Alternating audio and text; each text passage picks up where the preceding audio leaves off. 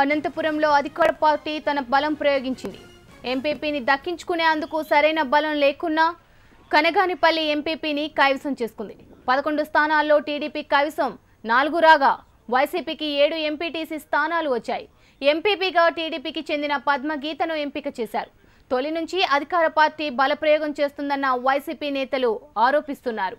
పరిటాల సునీతి నియోజకవర్గం రాప్తాడులో ఎలాగైనా విజయం సాధించాలన్న ఆకాంక్షతో ఎన్నిక జరగ్గా అధిక స్థానాలు వైసీపీకి వచ్చాయి. అయినా చివరకు గెలుపు టీడీపీనే వరించింది. ఎంపీపీ ఎన్నిక జరుగుతున్న కార్యాలయం వద్ద భారీగా పోలీసులు మోహరించారు. ఇక దీనిపై మరింత సమాచారం మా రిపోర్టర్ ప్రవీణ్ అందిస్తారు. ప్రవీణ్, అనంతపురం జిల్లా కనగానపల్లిలో ముందు నుంచి ఊహించినట్టుగా టీడీపీ విజయం సాధించింది.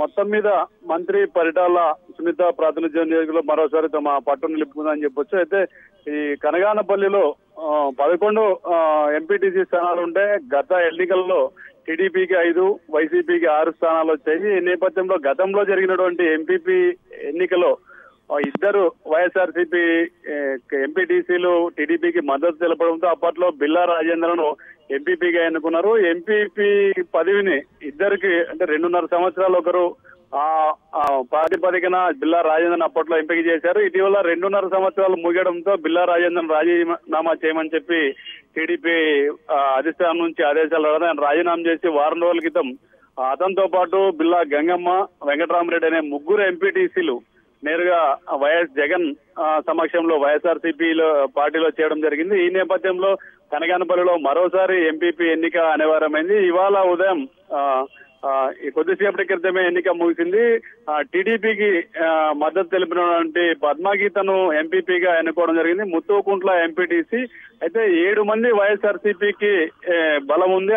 కేవలం 4 ఎంపీటీసీలే టీడీపీకి మద్దతు ఉంది. అయితే ఈ నిన్నటి నుంచి కూడా పోలీస్ అధికారులని అటు రాష్ట్ర డీజీపీ కూడా జగన్ లేఖ రాయడం జరిగింది.